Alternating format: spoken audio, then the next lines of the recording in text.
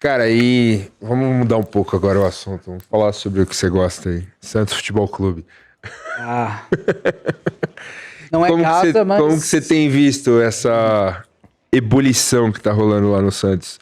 Bom, Essa aí- nova gestão de Marcelo Teixeira. Rodolfo e eu temos lugar de fala, Rodolfo.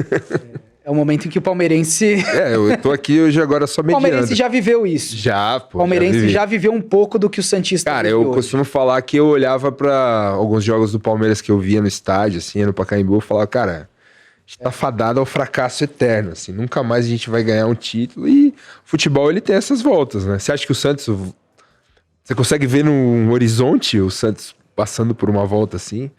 E aí eu quero, Existe um evidentemente, caminho? ouvir o Rodolfo também sobre isso, mas não é possível comparar o potencial de arrecadação que o Palmeiras tem, que o Corinthians tem, que o Flamengo tem, com o que o Santos tem hoje.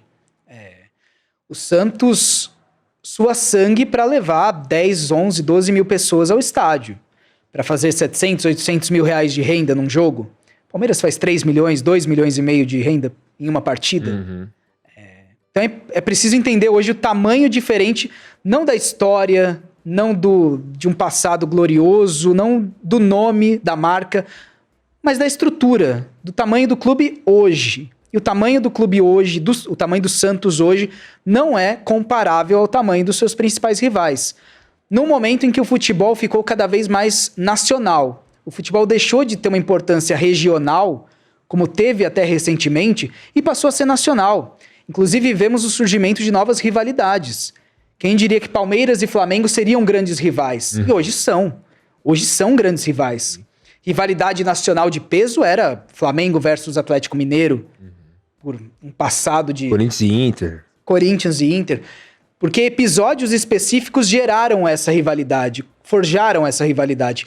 Palmeiras e Flamengo não tiveram um episódio específico, que não teve o põe no DVD, que explicou a rivalidade Corinthians e Inter. A rivalidade Palmeiras e Flamengo foi construída passo a passo a partir do momento em que o futebol brasileiro, nesse processo de profissionalização da gestão, se tornou muito mais nacional do que regional. E passou a ser protagonizado por esses dois. Exatamente, porque não é mais o futebol regional que ajuda a explicar os clubes, e o Santos não acompanhou esse processo. Eu costumo dizer que eu temo já ter visto as maiores glórias que o Santos conquistará daqui pra frente. Caramba, cara. Inclusive, recentemente conversei com o Milton Leite, em Carta Capital, e disse a ele, lembrei a ele de como ele narrou a final da Libertadores de 2011, entre Santos e Peñarol. E eu disse a ele fora do ar, eu temo que aquela tenha sido a maior glória do Santos que eu já vi como torcedor. E a minha primeira grande memória de torcedor é o Campeonato Brasileiro de 2002, em que um Santos desacreditado, na última edição do Brasileirão antes dos pontos corridos, termina a primeira fase em 8º lugar e é campeão, elimina o São Paulo, vence o Corinthians na final e é campeão brasileiro. Bicampeão brasileiro em 2004, e aí vem a Libertadores de 2011, e ali foi o ápice da alegria do santista, pelo menos da nossa geração. Com Neymar, com Paulo Henrique Ganso. E desde então, e aí podemos imaginar o Santos a partir da saída do Neymar em 2013, e de tudo que o Santos viveu desde então, não nos surpreende que tenha chegado onde está. Vale lembrar, em 2014, Rodolfo, você pode me corrigir se eu estiver errado, a contratação do Leandro Damião, Sim. por 42 milhões de reais à época. Uma Foi contratação... por 13 milhões de euros, que correspondia a mais ou menos isso, mas o que o Santos pagou, dada os não cumprimentos de prazos, vai para mais de 150 milhões de reais. Exatamente. E a profissionalização da gestão que muitos clubes executaram nessa última década, especialmente, Palmeiras é um exemplo, Flamengo é outro exemplo, isso passou muito longe do Santos. O Santos tem uma postura quase como uma empresa familiar. Ele é quase administrado como uma empresa familiar. Em uma época em que os clubes se profissionalizaram, muitos se descolaram do Santos. O Palmeiras, quando o Santos foi campeão da Libertadores, estava abaixo do Santos. Sem dúvida. Palmeiras tinha recém... Em 2012 o Palmeiras caiu, um ano depois. Precisamente. Campeão e caiu. mas com um potencial de arrecadação que o Santos não tem, e até por isso a profissionalização da gestão é ainda mais urgente no Santos Futebol Clube. Eu não sou entusiasta da SAF. Muitos torcedores veem a SAFs como uma solução para todos os problemas, e ela não é. Existem boas SAFs, existem SAFs extremamente danosas para os clubes. E quanto pior for a situação de um clube no momento em que ele decidir virar SAF, provavelmente pior será a SAF.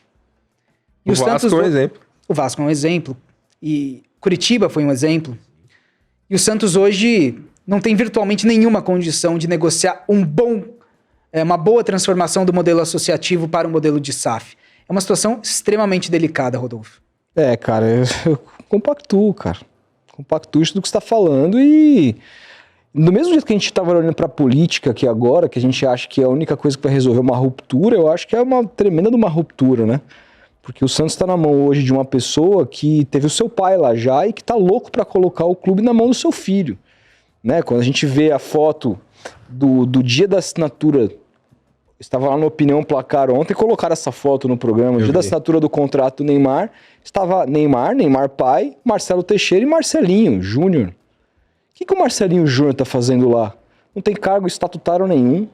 E assim, a gente tem informações que ele manda e desmanda no dia a dia do clube. Então isso corrobora muito com o que você vem falando sobre o Santos não ter uma gestão profissional, o Santos ser gerido como uma família mesmo. Isso, Rodolfo, não sei se você concorda, mas isso, Felipe, inclusive do ponto de vista institucional, apequena o Santos. Sem dúvida. Sem dúvida. Apequena a tal ponto que surgem entrevistas como aquela do pai de Neymar Júnior, o Neymar pai, após um amistoso contra o Red Bull Leipzig na Vila Belmiro. Em Bragança. Em Bragança Paulista, dizendo que o projeto inicial da volta de Neymar ao Santos era para ele se recuperar. E se jogar, amém. Nossa. Um contrato de 105 milhões de reais garantidos e que ele disse que quem correu o risco não foi o Santos, foi ele. É um dos contratos mais leoninos contra o Santos da história. Se não for o contrato mais leonino da história do Santos. Eu digo que é o pior contrato da história do futebol brasileiro. Nenhum clube assinou um contrato tão ruim em toda a sua história. Caramba, cara. A gente tá falando aqui que o Leandro Damião, no idas e vindas e grana não paga, custou 150 milhões. O Neymar, em 5 meses, custou isso ao Santos. E vai custar muito mais se renovar. Claro. Vai custar muito mais.